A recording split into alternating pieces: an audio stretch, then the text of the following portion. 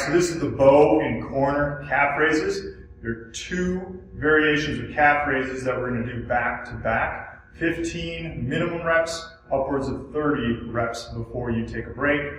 The key to this exercise is building integrity at the foot, so you build structural integrity from the foundation of the feet all the way up to the hip. So a lot of times what we'll see is people standing in this toed out position, their feet are collapsed inwards. Even when you see people standing underneath of their hips, they still have this presentation of inside ankle bone and foot collapsed down and in. So we want to build integrity from the ground up. So what this is going to do is build that strength of the arch, calf, ankle complex to help support the knee and the hip and take away knee and hip pain. So it's also useful for knee and hip pain. But the key to this exercise is get these big toes as close as you can together without being pigeon-toed. That's the mistake I'll see a lot of people with this, is get pigeon-toed with it. I want your feet straight ahead and big toes nice and close to one another. And then again, we don't want this foot to fall inward. We want to climb as high as we can without losing the big toe. Losing the big toe is an ankle sprain.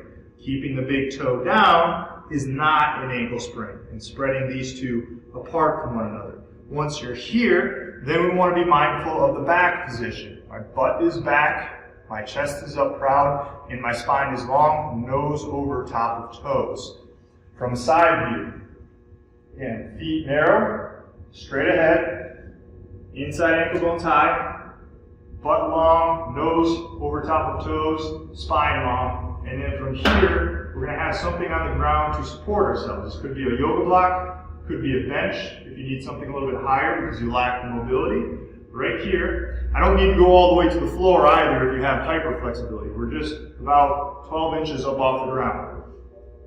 From here, we're just going to do calf raises, up and down, keeping these two inside ankle bones farther and farther away from one another.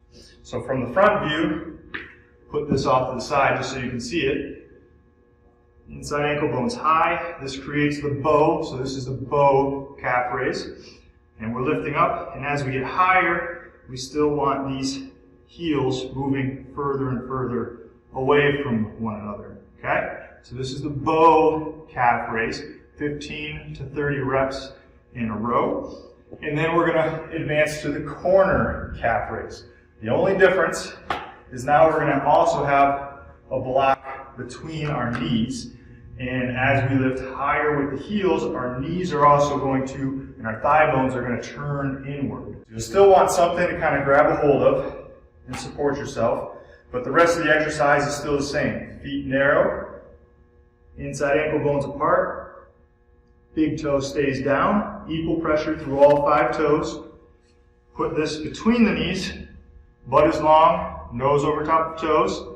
And then as we lift up, we're going to keep pressure inward. So I'm thinking about spiraling or turning my thighs and knees in towards each other. And we're going to hold that position as we do a calf raise.